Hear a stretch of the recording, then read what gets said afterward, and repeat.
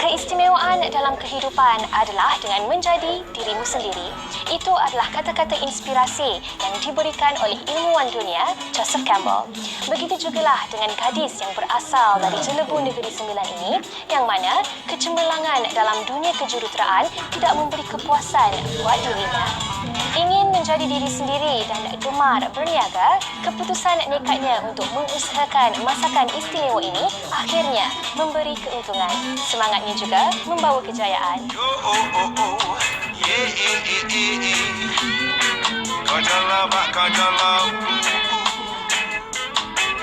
Daging salai sememangnya sinonim dengan Negeri Sembilan.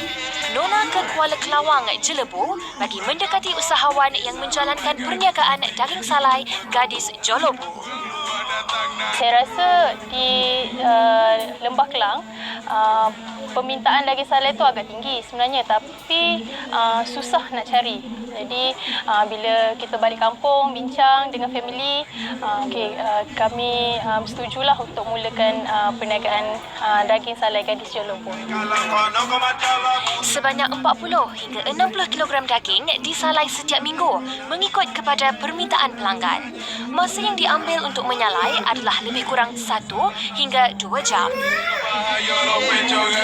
Bermula daripada daging tu kita akan bersihkan. Kemudian daripada selepas daging tu dibersihkan, kita akan marinatekan dengan masukkan garam dan juga kunyit. Kemudian kita akan gaulkan dan kita akan berap selama dalam 1 ke 2 jam lah.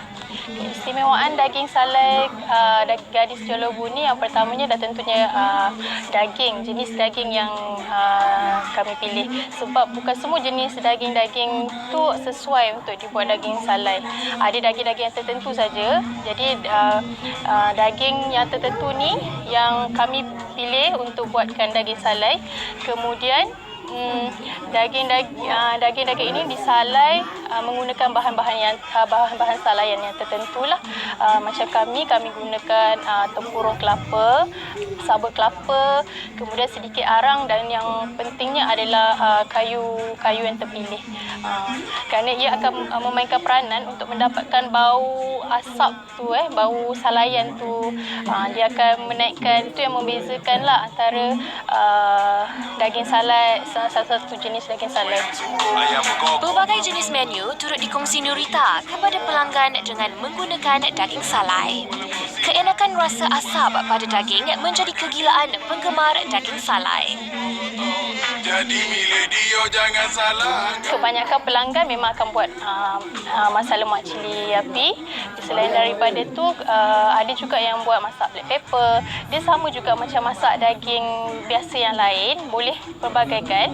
Cuma apabila masak ni nanti aroma salaian tu yang akan melekat pada daging. So sama ada masak black pepper ke, masak spaghetti, ada juga yang buat macam tu, dan masak kari pun boleh. Dia sama juga macam masak daging biasalah. 3 tahun bergelar jurutera, Nurita akui tidak memberi kepuasan yang optimum seperti mana menjadi usahawan daging salai. Sambutan yang menggalakkan serta tempahan diterima tidak putus-putus menaikkan lagi semangatnya untuk menjayakan perniagaan ini. Kalau nak cakap, memanglah pekerjaan sebagai engineer tu orang cakap macam macam menjamin masa depan. Tiba-tiba nak terjun pula dalam bisnes. Tapi yang saya fikir, saya suka orang cakap macam nak meneroka bidang baru. Dalam engineering ni saya dah dalam 3 tahun. Kemudian saya terfikir macam saya nak buat sesuatu yang baru, macam apa benda yang dalam diri yang saya rasa sesuatu yang saya nak, tapi macam dalam engineering ni saya tak dapat benda tu. Setiap paket yang berisi daging salai seberat 200 gram dijual pada harga RM17. Stok dihantar menggunakan bas ekspres kepada ejen-ejen yang terdapat di beberapa negeri di Semenanjung. Kita dah sediakan daging salai ni, memang dah siap hiris, dan cuba bila pelanggan nak masak cuma defrost seketika, kemudian mereka dah boleh terus masak lah.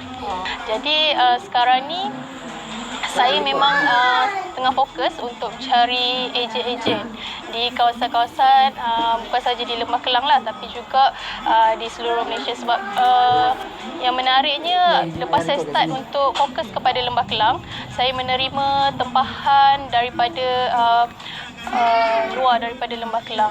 Jadi saya start daripada situ, saya start untuk buka pengambilan ejen.